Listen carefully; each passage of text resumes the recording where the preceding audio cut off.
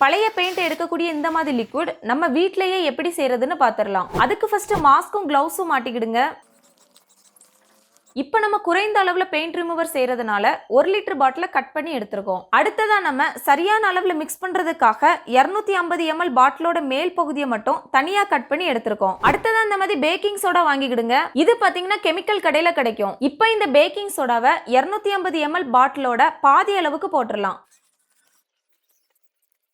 இப்போ நம்ம பாதி அளவு எடுத்தாச்சு. அதை இந்த 1 லிட்டர் பாட்டில தட்டிடலாம். அடுத்ததான் இந்த மாதிரி அசிட்டோன் 1/2 லிட்டர் வாங்கிக்கிடுங்க. இது பாத்தீங்கன்னா நிறம் இல்லாம தண்ணி மாதிரி தான் இருக்கும். பெட்ரோல் எப்படி ஆவியாகுமோ அதே மாதிரி இதுவும் சாதாரணமாவே ஆவியாகும். இந்த அசிட்டோன் லிக்விட் பாத்தீங்கன்னா ஆன்லைன்லயும் கிடைக்குது. ஆனா ரேட் கொஞ்சம் அதிகமா இருக்கும். கொஞ்சம் கம்மியான ரேட்ல வேணும்னா உங்க ஏரியால உள்ள கெமிக்கல் கடையில கேட்டா கிடைக்கும். ஒருவேளை உங்க ஏரியால உள்ள கெமிக்கல் கடை எங்க இருக்குன்னு தெரியலனா ஆன்லைன்ல உங்க மாவட்டத்தோட பெயரையும் சேர்த்து சர்ச் பண்ணீங்கன்னா கண்டிப்பா கெமிக்கல் கடையோட லொகேஷன் கிடைக்கும். இப்போ இந்த அசிட்டோன் திரவத்தை இந்த 250 ml பாட்டில் ஃபுல்லா நிரப்பி இந்த பேக்கிங் சோடாவோட மிக்ஸ் பண்ணிரலாம்.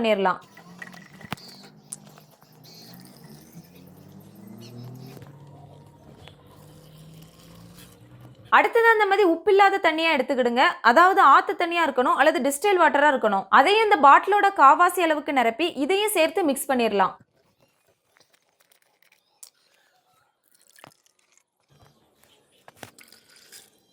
அடுத்தது அந்த மாதிரி டிஷ் சோப் லிக்விட் வாங்கிக்கிடுங்க. இதுவும் கெமிக்கல் கடையில கிடைக்கும். இதை 1 ஸ்பூன் அளவுக்கு எடுத்து மிக்ஸ் பண்ணிரலாம்.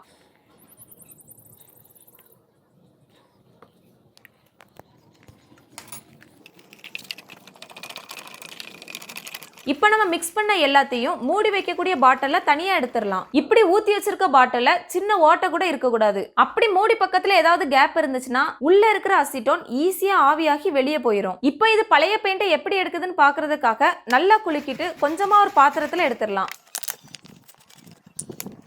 இப்போ இந்த பெயிண்ட் ரிமூவர் திரவத்தை பழைய கட்டில் அடிச்சு எப்படி வேலை செய்யுதுன்னு பாத்திரலாம்.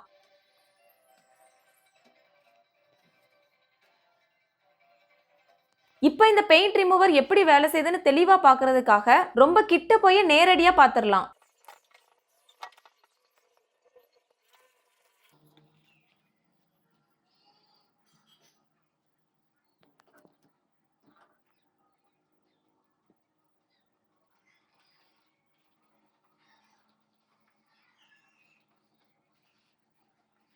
இப்போ கொஞ்ச நேரத்துல பெயிண்ட் எல்லாம் எப்படி ஊதிட்டு வருதுன்னு பாருங்க.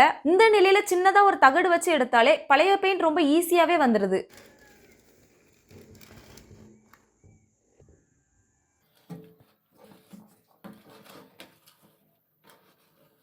இப்போ மேல உள்ள பெயிண்ட் ரொம்ப ஈஸியா வந்துட்டு அதே மாதிரி கீழேயும் ஒரு கோட்டிங் பெயிண்ட் அடிச்சிருக்காங்க. அதுக்கு மேல பெயிண்ட் ரிமூவர் லிக்விட் அடிச்சீங்கன்னா அதுவும் ஈஸியா வந்துடும். இந்த பெயிண்ட் ரிமூவர் லிக்விட் பயன்படுத்தும் போது சுவர் பக்கத்திலேயோ அல்லது பெயிண்ட் அடிச்சிருக்க வேற ஏதாவது பொருட்கள் பக்கத்திலேயோ வச்சு பயன்படுத்தாதீங்க. ஏன்னா சின்னதா ஒரு துளி விழுந்தாலும் துளி விழுந்த இடத்துல இருக்கிற பெயிண்ட் மட்டும் கண்டிப்பா போயிடும். ஒருவேளை இது செய்யறதுக்கு உங்களுக்கு சோம்பலா இருந்துச்சுன்னா பெயிண்ட் கடையில பெயிண்ட் ரிமூவர் லிக்விட் கிடைக்கும். அதை வாங்கி பயன்படுத்திக்கோங்க.